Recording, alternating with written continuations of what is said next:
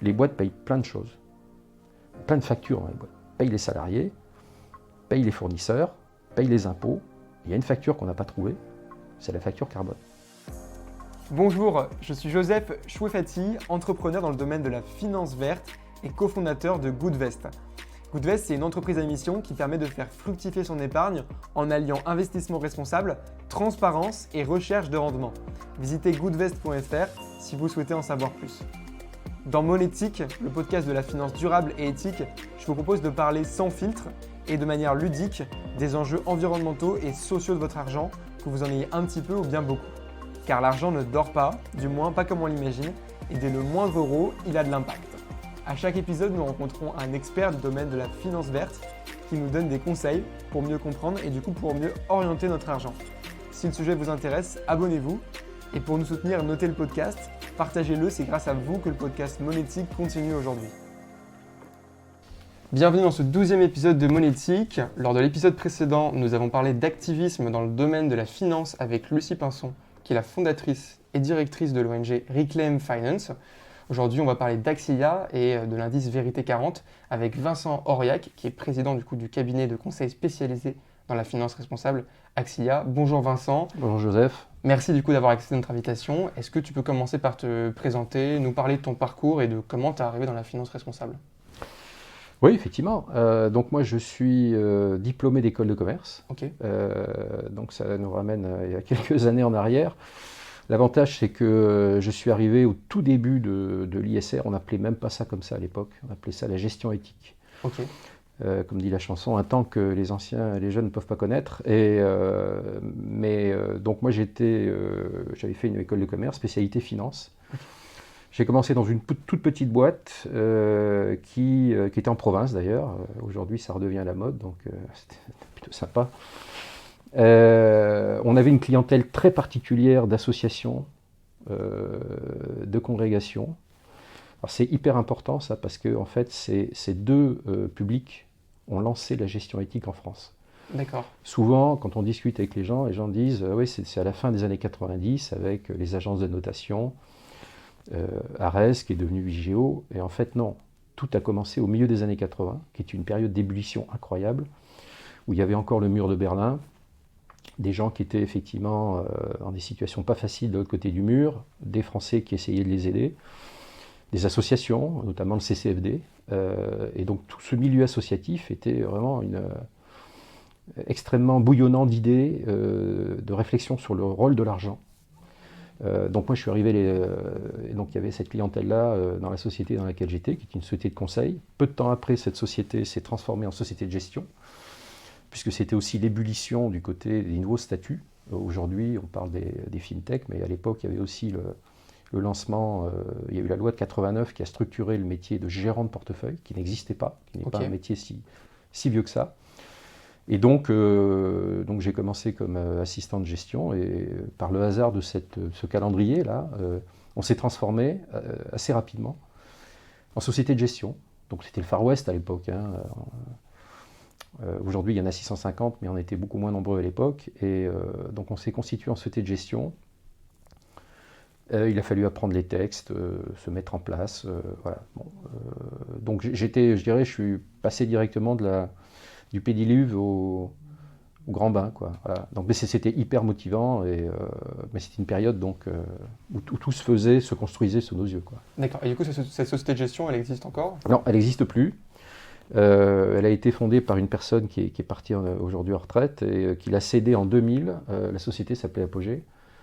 Et la société a été cédée à HSBC. Enfin, au CCF, qui est devenu HSBC quasiment quelques mois après. Et en fait, c'est une période là aussi intéressante parce que le CCF à l'époque avait racheté tout un tas de structures qui ne sont pas tout à fait anodines aujourd'hui. Ils avaient racheté Financière de l'Échiquier. D'accord, oui, bien sûr. Ils avaient racheté DNCA. Ils avaient racheté une autre structure dont j'ai plus le nom en tête. Et ils avaient racheté Apogée. Et en fait, chacun avait été racheté pour sa spécialité. L'Échiquier pour le stock picking sur les small caps, etc. Enfin, le stock picking, nous, on avait été identifiés déjà à l'époque et achetés pour l'expertise sur l'ISR. Donc voilà, donc on était dans un pôle comme ça qui s'appelait le pôle 4 de diversification du CCF. Et donc on avait été racheté, alors chacun avait été racheté, parfois avec des proportions du capital différentes, mais c'était à chaque fois quand même l'idée d'une transmission. Le sort de chacun a été très, très, très variable. Le financier de l'échiquier est ressorti au bout d'un an ou deux. Didier Le Ménestrel a racheté sa participation et nous, on est resté dans le groupe. C'était un peu compliqué. On était tous des petites structures dans une banque qui était quand même, qu'on appelait à l'époque la plus petite des grandes ou la plus grande des petites, qui avait été rachetée donc par HSBC. Et puis bon, on a fini par trouver à s'arrimer, mais ça a été très compliqué, comme souvent les fusions entre petites structures et très grandes. Voilà, donc je me suis retrouvé à travailler quand même dans le groupe HSBC pendant 3-4 ans. C'était une période assez sympa. J'ai bossé entre Genève et Paris, voilà, où il y avait là-bas, à Genève, il y avait tout le pôle de gestion privée, qui se posait des questions sur l'ISR, de développer des produits. Donc voilà, on a failli développer des produits, mais j'ai fait un peu le tour de l'Europe là pour développer ça. Ça ne s'est pas forcément fait avec l'ampleur qui était attendue. Mais voilà, ça nous a quand même permis d'aller voir des fonds de pension à Genève, de contacter tout un tas de gens. Donc c'était une période c'était le début, quoi, voilà. D'accord. Et du coup, ensuite, tu as créé Axilia. Alors effectivement, ensuite, puisque la société a été vendue au CCF, HSBC, on avait l'obligation de rester 4-5 ans dans le groupe.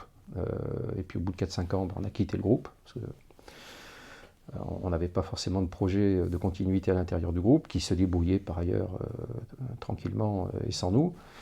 Et donc on a lancé une structure avec la personne qui avait également créé Apogée, là. On a lancé une structure qui s'appelait Axilia. Et qui voulait faire du conseil, pas de la gestion, qui voulait faire de la question du conseil sur l'ISR, puisque c'était le début de l'ISR. On s'est dit, on avait des projets, on s'est dit on va devenir les conseils de l'ISR qui est en train de se développer fortement.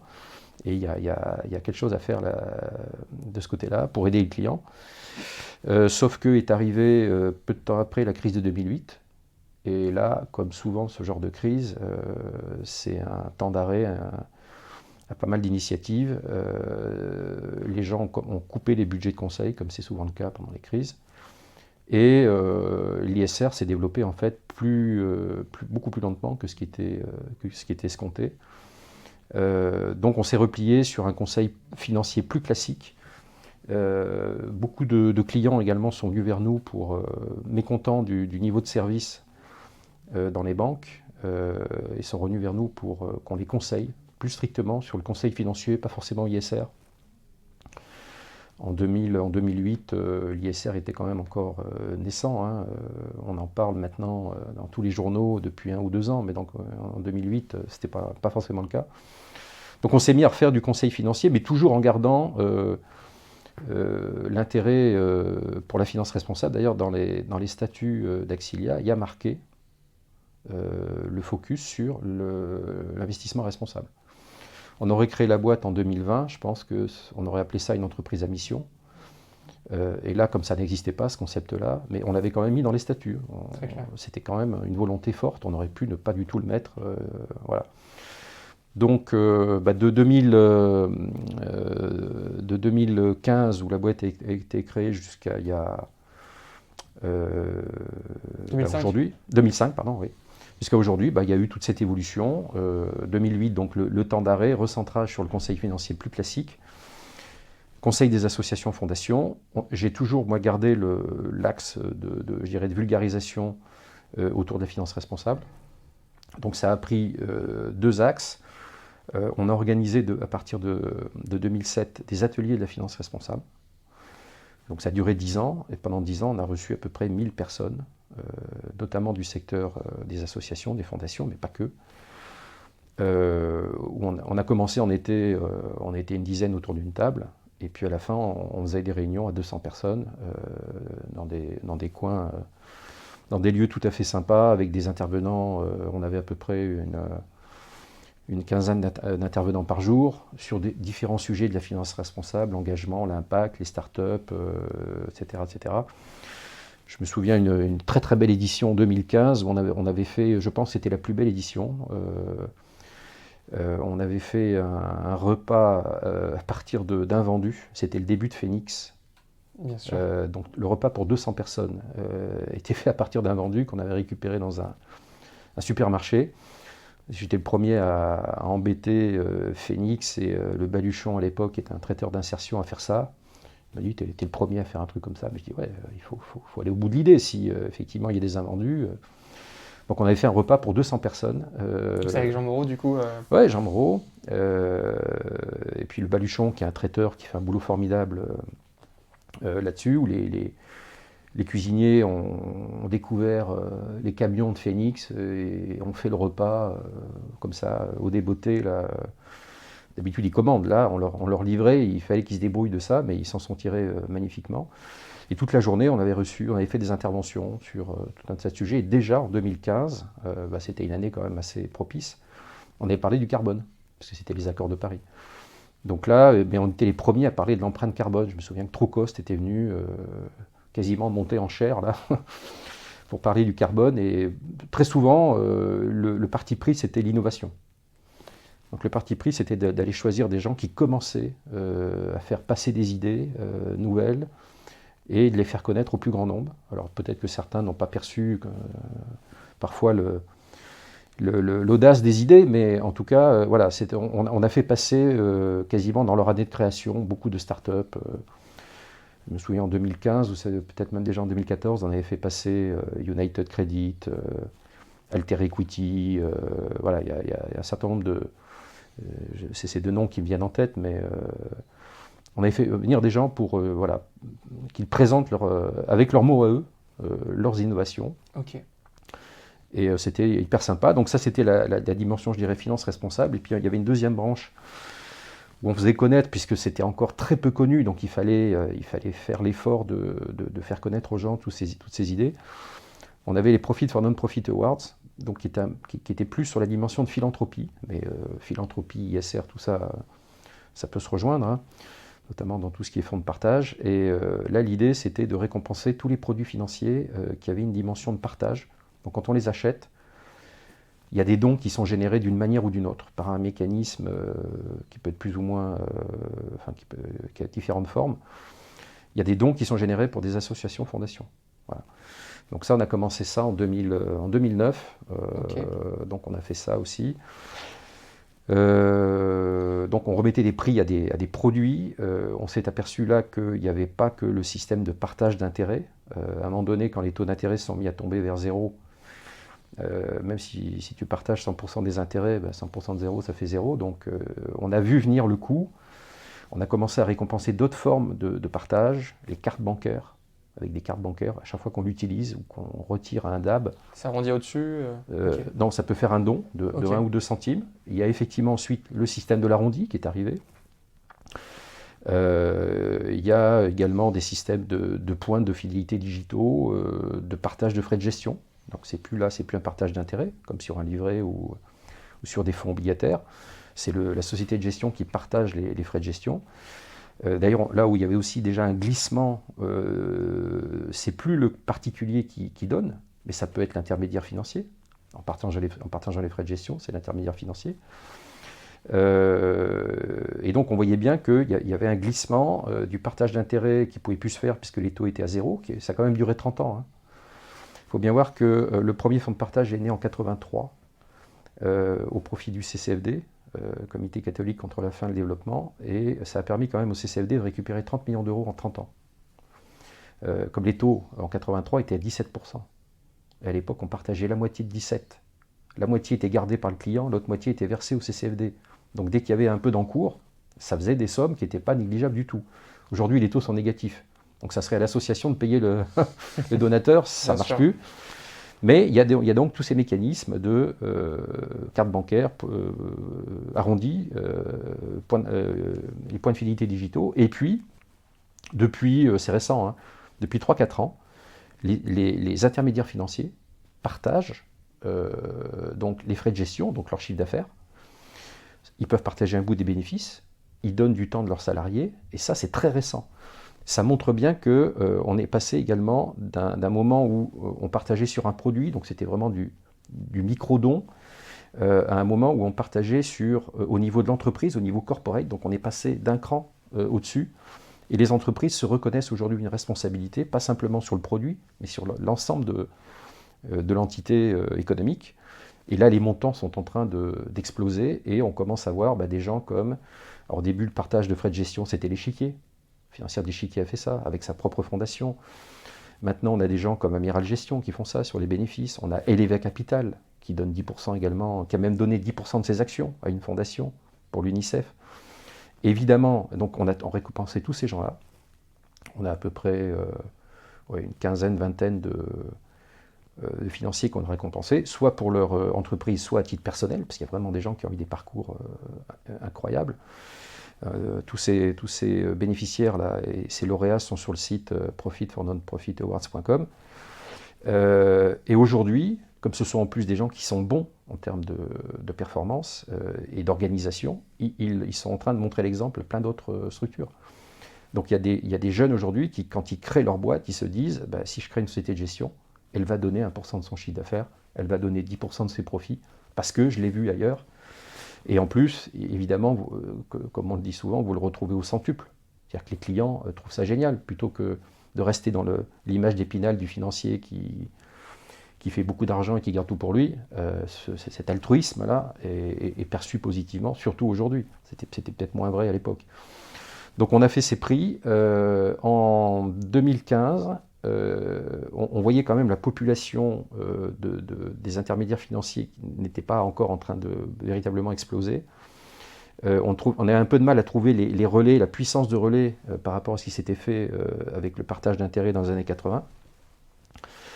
Et là, quelqu'un qui faisait partie du jury, qui est un financier, que je vais citer, qui s'appelle Stéphane Toulieu, qui était l'ancien directeur général de la financière de l'Échiquier, qui était à l'origine de la fondation de l'Échiquier, nous a dit, parce qu'il passait beaucoup de temps aux États-Unis, il nous a dit, j'ai vu un truc incroyable aux États-Unis, j'ai vu une société qui s'appelle Salesforce, qui a inventé un système qui s'appelle 111, et qui est en train de faire un truc génial.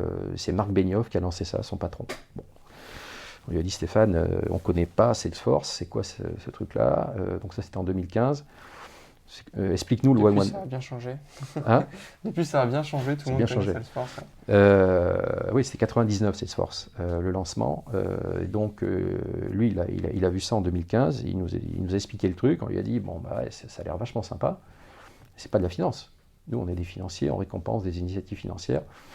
Bon, j'ai laissé un peu retomber le soufflet, et puis je me suis dit, non mais en fait, il a raison, c'est un truc de malade, c'est simplement génial. Je retrouvais ce glissement-là au niveau de l'entreprise et non plus du produit, donc c'était quand même beaucoup plus cohérent. Il y avait cette notion d'alignement, il y avait la cohérence entre les valeurs de l'entreprise et de la fondation, et ce mécanisme du 111, 1% de mon chiffre d'affaires, 1% du temps de mes salariés et 1% de mes actions vont au non-profit. Simple. On leur a remis un prix en 2015. On avait même envoyé un courrier à San Francisco. C'est revenu à Paris, comme quoi ils suivent leur truc. C'est pas resté lettre morte. On a eu le directeur général de Salesforce qui est venu chercher son prix. Dans la salle, il y avait 10 personnes de Salesforce à l'américaine, des Français. Hein. Mais l'esprit américain, dès qu'ils ont reçu le prix, ils se sont levés. C'est limite pom-pom girl, hyper content d'avoir le truc. Ça allait de l'assistante au directeur commercial qui était dans la salle. Tous les financiers les regardaient dans les vestons, les costumes serrés, en disant qui c'est ces gens-là, qui s'épandent comme ça, qui sont vachement contents d'avoir un prix, alors que quand généralement un financier monte sur scène, il est presque gêné d'avoir le prix, il ne sait pas si il faut remercier, ou si c'est assez, s'ils ont donné assez ou pas assez. Bon. Et on s'est dit, et beaucoup de gens dans la salle ont dit, mais c'est incroyable ce qu'ils font. Ils ont donné des exemples, etc., etc. Et beaucoup de gens dans la salle, je pense à une personne notamment, je pense à Arnaud de Langotier dans Playgest, s'est dit, est venu vers moi à la fin de la journée, il me dit, ça y est, j'ai trouvé. Je cherchais comment, entre guillemets, impacter ma stratégie de philanthropie. On fait un peu de mécénat en interne, c'est le début, mais je tâtonne, je cherche un truc mobilisateur pour le personnel, les salariés. Et il dit, grâce à toi, je viens de trouver. Ce 111 est un truc de malade.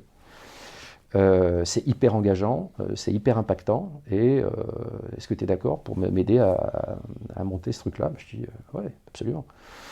Donc on a aidé en Plégeste, c'était le début, donc là ça a donné une première visibilité, on a remis des prix à cette nouvelle génération de financiers altruistes, on les a appelés comme ça, et on s'est aperçu également que c'était le début d'un mouvement de génération.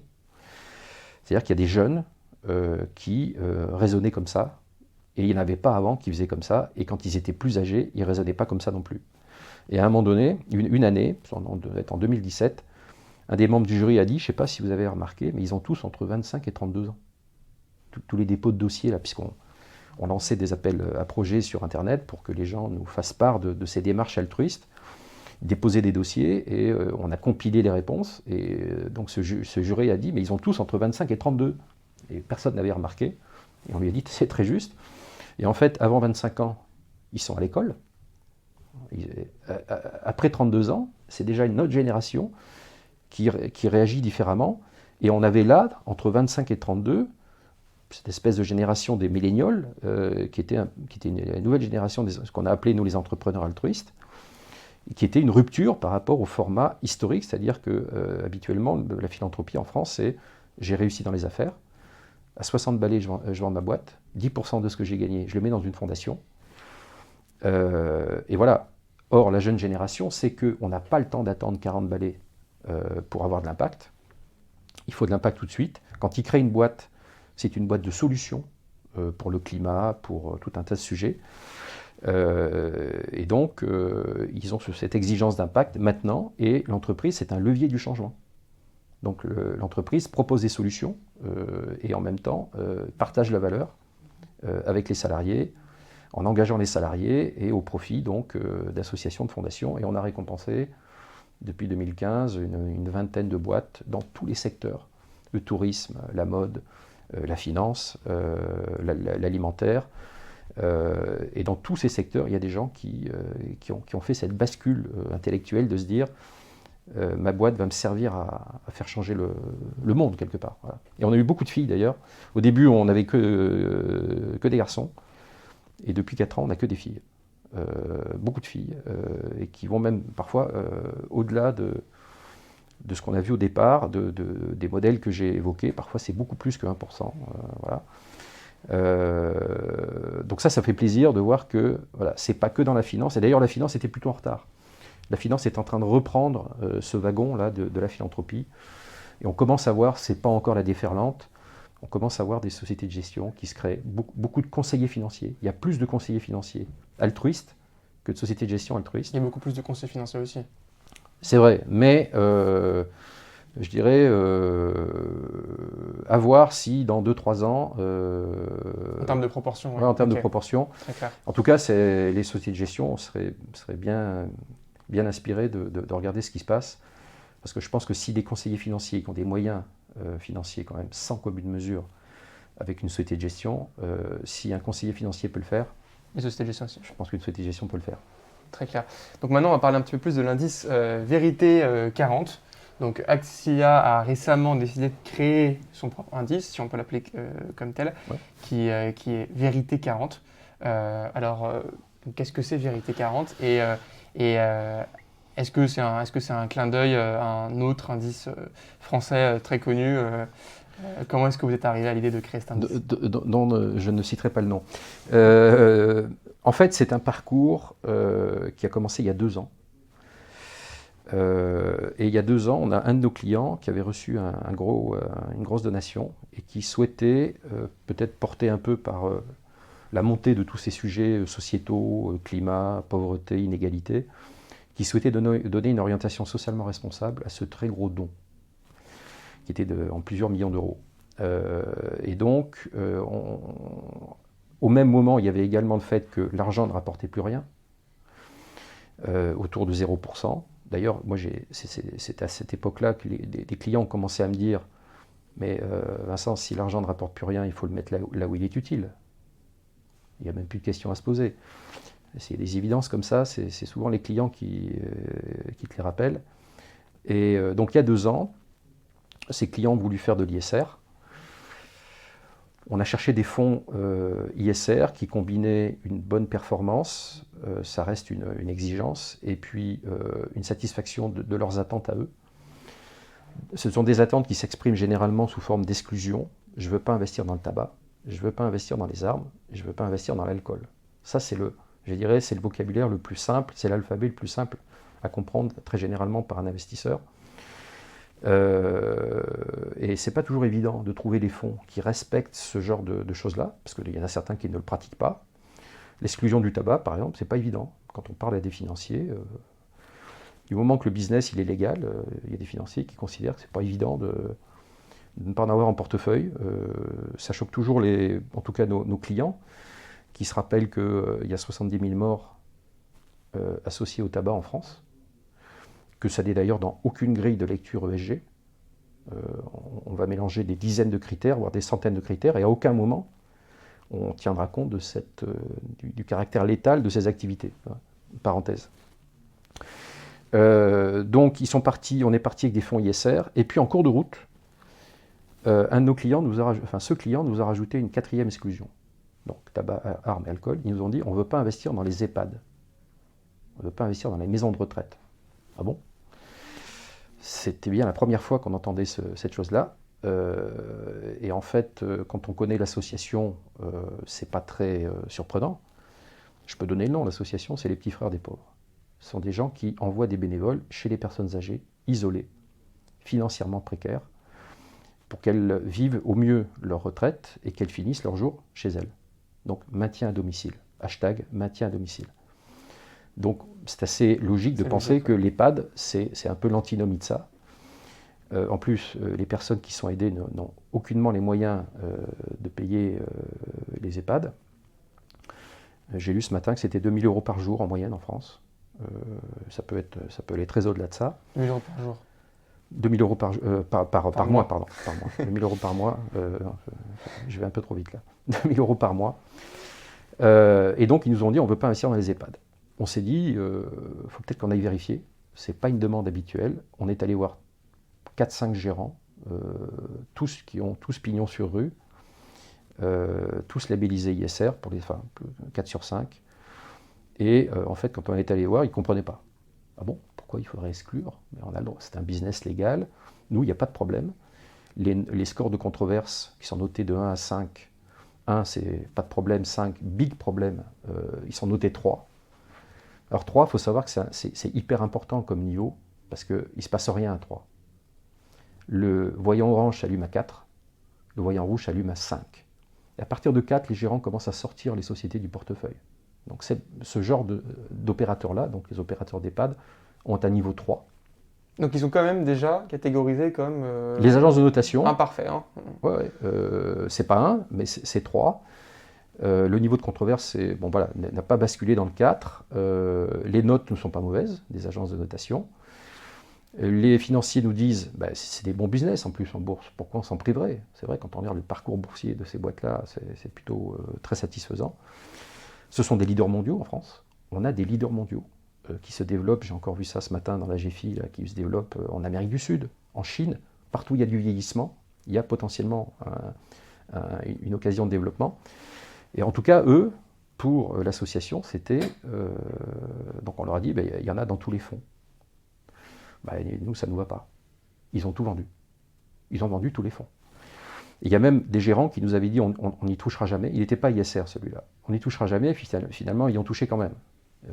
Parce qu'il y a un analyste financier qui est passé par là, qui a dit au directeur de gestion c'est vraiment un bon business.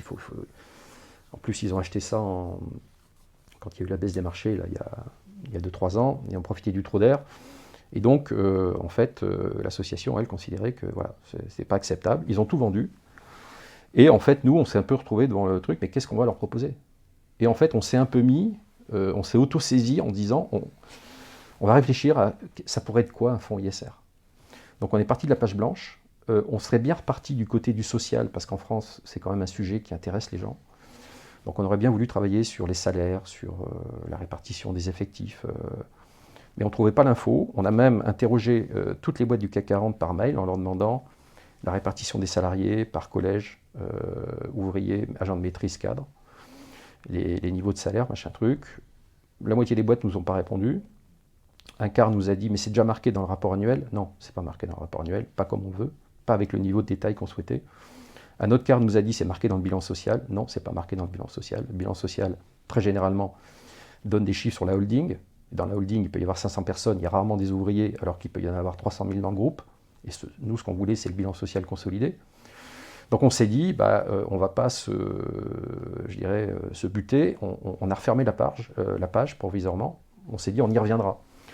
Et on s'est dit, qu'est-ce qu'on peut faire à la place du social, de la data sociale, qui soit consensuelle et où on puisse trouver de l'information et la traiter à notre façon. Et de manière assez évidente, le sujet consensuel maintenant, ce n'était pas vrai il y a 10 ans ou il y a 5 ans, c'est le carbone. Oui. C'est le changement climatique.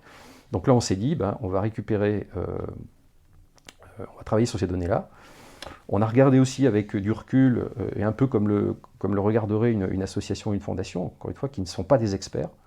On a regardé les états financiers d'une boîte, on s'est dit, les boîtes payent plein de choses. Il y a plein de factures dans les boîtes. Payent les salariés, payent les fournisseurs, payent les impôts. Il y a une facture qu'on n'a pas trouvée, c'est la facture carbone. Ils émettent du CO2, mais ils n'en payent pas le prix. Et quand je dis ils émettent du CO2, c'est marqué dans le rapport annuel. C'est pas un truc... Et là-dessus, justement, est-ce que c'est marqué... qu'est-ce qui est marqué dans les rapports annuels? Ça dépend des sociétés, ça va jusqu'au scope 3. Dans le rapport annuel, on a la chance d'être en France où la réglementation, déjà depuis 2010, est sévère, entre guillemets, ou en tout cas exigeante. Il y a marqué les émissions du scope 1 et 2. Donc ça, c'est les émissions directes de l'entreprise. Le CO2 qu'elle émet quand elle fabrique les produits, le CO2 associé à l'énergie qu'elle achète pour alimenter les machines, ça c'est marqué. D'ailleurs, nous on a fait ce travail à la mano au départ. On a ouvert tous les rapports annuels, on a noté tous les chiffres. Donc pour notre facture, là, on s'est dit, sur une facture, il y a deux choses. Il y a la quantité et le prix. La quantité, pour nous, c'était les émissions de CO2. Et l'évidence, à l'époque, c'était de se dire, c'est toutes les émissions de CO2. C'est pas que celle de l'usine, c'est aussi celle du produit. C'est-à-dire que si je suis hyper exigeant dans mon usine, mais que je vends un produit très polluant, finalement, j'externalise sur le client les émissions de CO2 que je pourrais peut-être... C'est l'exemple de la Ferrari, par exemple. Alors la Ferrari, disons une voiture, un SUV, par exemple. Parce qu'il Voilà. y a tellement peu de Ferrari que c'est presque un non-sujet. Mais le SUV, effectivement, c'est lui qui 80% des émissions de CO2 d'une voiture, c'est à l'usage. C'est pas à la fabrication à l'usine. Donc nous, on s'est dit, on ne peut pas ne pas tenir compte de ces 80%-là. Et l'entreprise le sait, même plus que nous. C'est pareil dans les téléphones mobiles. Si on prend que le scope 1 et 2 d'Apple, on n'a que les émissions liées à la fabrication, enfin à la conception de l'Apple, des iPhones, et il faut tenir compte de la fabrication. Mais ça, c'est chez Foxconn. Donc le scope 3 d'Apple, c'est Foxconn, mais on ne peut pas ne pas en tenir compte. Bien sûr. Voilà. Donc c'est des espèces d'observations de bon sens qui nous ont fait dire, on va prendre des scopes 1, 2 et 3. Là, on avait notre Q, le Q de la facture, il nous manquait le prix. C'est quoi le prix d'une tonne de CO2 ? Bon, on savait qu'il y avait des mécanismes de quotas d'émission en Europe, avec un certain prix, mais qui ne couvrent qu'une petite partie des émissions de CO2 totales. Et on a commencé à creuser et à trouver que en fait, c'était une discipline à part entière de l'économie, de la pensée économique, de la recherche économique. C'est l'économie du climat. Il y a même des économistes du climat. Les types passent leur journée à calculer les dommages associés aux émissions de CO2, parce que ça provoque plein de dislocations. Quand il y a une augmentation des températures, dans l'agriculture, on a vu ce qui s'est passé, ça cause un certain nombre de choses. On ne peut plus faire les mêmes cultures, ça change les niveaux de vie des agriculteurs. Parfois, il faut qu'ils fassent autre chose, etc. etc. Donc ces gens-là calculent les dommages associés au réchauffement. Ils les calculent sur des espaces-temps qui vont entre 50 et 100 ans, parce qu'il y a des choses qui vont se déclencher dans 10 ans, d'autres dans 50, donc on ne peut pas faire qu'une photo à l'instant T. Et ils calculent combien vaut cette tonne, et les dommages qui sont derrière, en valeur d'aujourd'hui. Donc là, il y a plein de travaux, il y a des milliers d'articles sur le sujet, ne serait-ce que l'année dernière, c'est un sujet à part entière. Et en fait, on s'est dit, mais quel chiffre on va prendre, puisqu'il y a pas mal d'écarts entre... Et là, on a vu que le GIEC, la fameuse réunion de tous ces chercheurs là, qui nous a alertés, qui a tout déclenché sur la prise de conscience du changement climatique, consacre des pages entières à ce sujet du prix du carbone. Donc on a pris les chiffres du GIEC, qu'on a actualisés, parce qu'ils font commencer leurs calculs en 2030, on a actualisé en valeur d'aujourd'hui, et on arrive à 108 € la tonne. À chaque fois qu'on émet une tonne de CO2, il y a 108 € de dommages qui sont associés. Pour donner un ordre de grandeur, on émet 43 gigatonnes, 43 000 milliards de tonnes de CO2 dans le monde chaque année. Voilà. Pour voir un peu le vertige que ça donne. Et ça, c'était hyper important, parce que tant qu'on parle de gigatonnes, en plus le CO2, ça ne se voit pas. Il est tout autour de nous, mais on ne le voit pas. Et si on ne lui met pas des euros, c'est une espèce je dirais, d'existence parallèle. C'est un discours de scientifique, qu'on ne comprend pas toujours d'ailleurs. Et puis, on a les entreprises, ou nous-mêmes d'ailleurs, qui raisonnons en euros, de budget, de chiffre d'affaires. Voilà. Donc, on s'est dit, si on exprime en euros les tonnes de CO2, on va rendre les choses beaucoup plus concrètes. On va voir quel impact ça peut avoir dans les entreprises. C'est-à-dire que si donc on crée cette facture avec les tonnes de CO2 qui sont publiées dans les rapports annuels, qu'on multiplie par 108 €, on va regarder si c'est beaucoup plus que les salaires, beaucoup plus que les fournisseurs, ou au contraire, pas grand-chose. Donc tout ça s'est fait en 2 ans. Là, je fais du compressé, mais ça a pris 2 ans. Au fur et à mesure qu'on franchissait des étapes, qu'on trouvait des informations, on a pu aller plus loin dans une étape suivante. Et quand on a fait ça, on s'est dit, qu'est-ce que ça fait justement si on impute cette facture sur le résultat d'exploitation? Est-ce que la boîte serait capable de payer une facture que lui présenterait la nature? On va dire, voilà, tu as fait tant de milliards de dommages cette année, est-ce que tu peux payer ça? Est-ce que tu peux réparer? Principe pollueur-payeur. Quand on pollue, on nettoie. Et donc on a regardé, et là on a trouvé des choses qui nous ont assez étonnés. On avait déjà, premier constat, on avait un quart des boîtes qui ne publient pas l'information sur le CO2. Ce n'est pas marqué dans le rapport annuel. Donc c'est un peu comme le paquet de madeleine à Carrefour, il n'y a pas marqué les ingrédients. Je pense qu'aujourd'hui, quand on voit ce genre de paquet, on le laisse dans le rayon.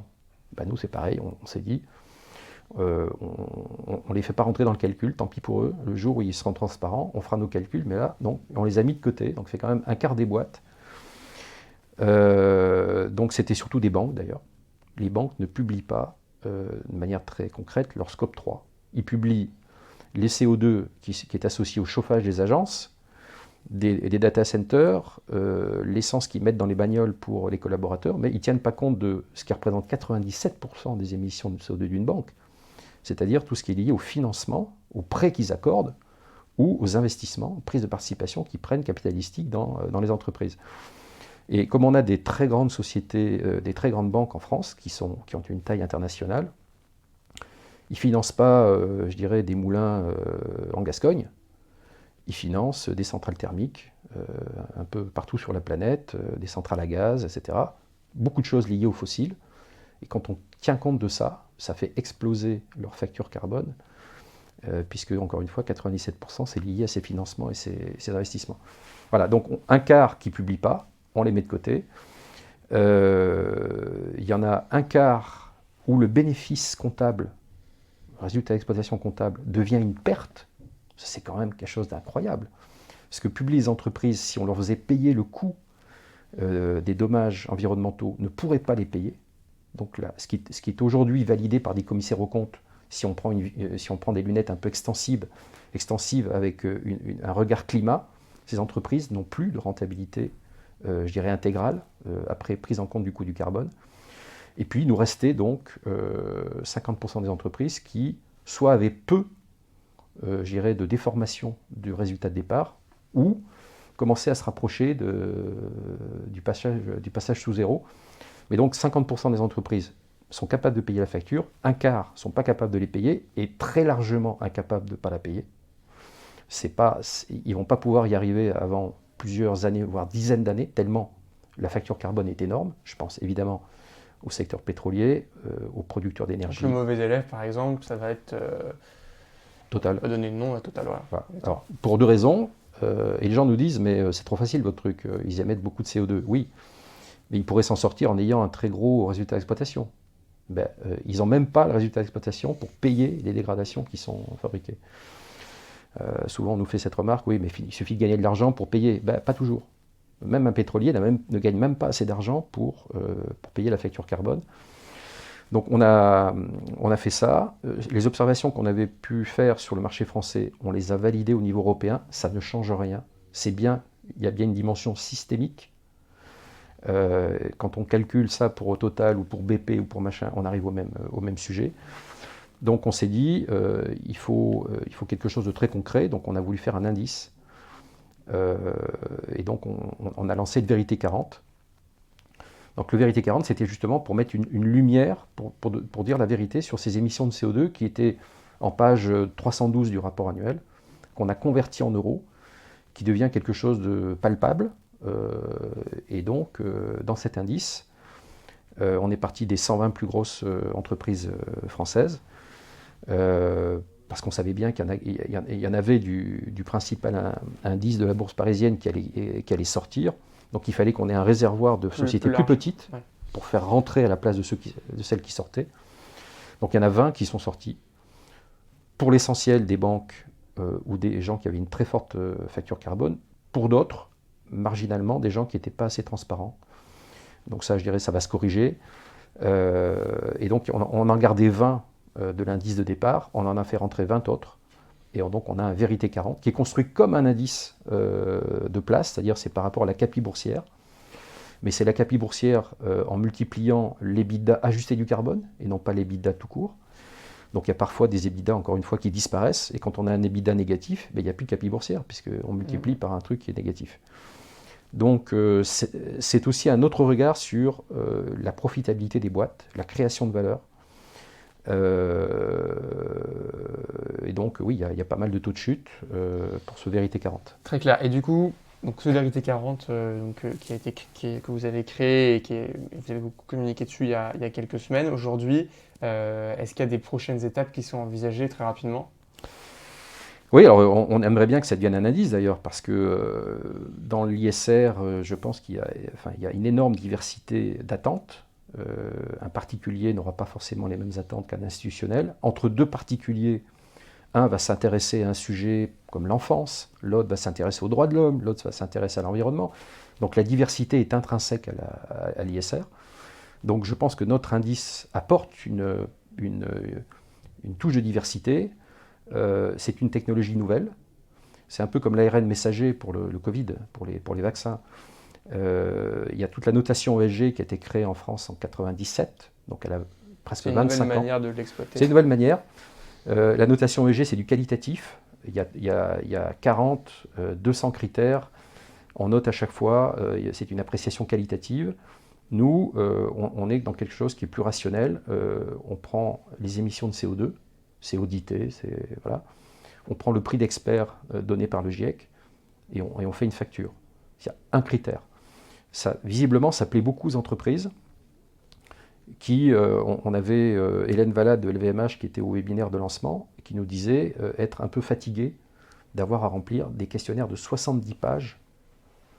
Après, pour LVMH, je vais faire une remarque. LVMH, c'est assez facile pour eux de payer la facture carbone, vu la performance financière du groupe. Hein. C'est clair. Mais derrière sa remarque, il y avait le fait que la notation, qui est une note, il faut bien voir qu'au final, quand on achète un fonds ISR, on se retrouve avec un fonds qui dit moi j'ai une note de 2,5, l'indice est à 2,8. Ouais, ça veut dire quoi ? 2,5 par rapport à 2,8. Si ça passe à 2,6, j'améliore quoi ? Il y a moins de CO2, il y a plus de femmes dans le COMEX, on ne sait pas. Encore une fois, il y a entre 40 et 200 critères. On ne sait pas quelles sont les pondérations dans la notation ESG. On peut se satisfaire en disant que si toutes les boîtes sont passées au même filtre, les meilleurs sortiront quand même. Mais c'est quand même un gros problème que de ne pas pouvoir. Et nous, c'était un problème avec nos clients. Nos clients ne nous demandent pas de notation ESG, ne reconnaissent pas leurs attentes dans la notation ESG. On a même un client qui nous a dit avec votre démarche, de noter avec la facture carbone, je me sens capable d'aller expliquer ça devant un conseil d'administration qui n'est pas fait d'experts, alors que la personne ne prendrait à aucun moment le risque de demander 1 heure de leur temps à ces gens-là pour leur parler de notation ESG. Il faut quand même bien voir qu'une notation ESG, c'est 60 pages de PowerPoint, et au final, c'est ce que disait LVMH, Bouygues également, eux font des efforts parfois sur un axe très précis d'une année donnée, et ils arrivent parfois à des résultats, pas toujours, mais parfois à des résultats, mais ces résultats sont noyés dans la masse des 40 ou 200 critères. Bien sûr. Et c'est très frustrant de leur part, et on ne peut pas gérer une boîte en disant à ses collaborateurs, on va passer de 2,5 à 2,6. C'est pas comme ça que ça fonctionne. Il faut des KPI, il faut des objectifs très précis, et là on peut embarquer les collaborateurs, et même parfois au-delà des engagements qui avaient été pris. Donc voilà, donc nous, nouvelle technologie, on est né avec le Covid. En 97, quand la notation est sortie, on ne parlait pas de changement climatique, où c'était vraiment dans des cercles très, très, très restreints. Et aujourd'hui, on ne peut pas noyer le changement climatique dans 200 critères. Ce n'est pas possible. C'est quelque chose qui va mobiliser et infléchir nos existences durablement. On est déjà en train de le voir. Donc il faut que ça soit au cœur du système. C'est l'église au milieu du village. Donc l'empreinte carbone. Et donc là, pour nos auditeurs, si on souhaite consulter Vérité 40, c'est sur votre site internet? Oui, sur le site Axilia, axylia.com, il y a une page Vérité 40. Et il y a la liste des 40 valeurs qui sont dans l'indice. Et parce qu'on nous l'a demandé, on a également mis la liste des 21 entreprises qui n'y sont plus. Et bien sûr. Merci beaucoup Vincent. Merci Joseph. On se retrouve bientôt pour un prochain épisode de Monétique, qui est le podcast de la finance durable et éthique. Merci d'avoir écouté cet épisode de Monétique, le podcast de la finance durable et éthique. Si l'épargne responsable vous intéresse, n'hésitez pas à visiter le site goodvest.fr. Vous pouvez retrouver Monétique sur goodvest.fr/monétique, ainsi que sur les plateformes de streaming Spotify, Apple Podcast ou Deezer. Votre soutien compte, c'est ce qui nous permet de continuer. Donc abonnez-vous, notez le podcast 5 étoiles et partagez-le autour de vous. Enfin, ce podcast doit être collaboratif, alors envoyez-moi vos idées de sujets et d'invités à monétique@goodvest.fr. Nous revenons dans 2 semaines avec un nouvel épisode. À bientôt sur Monétique.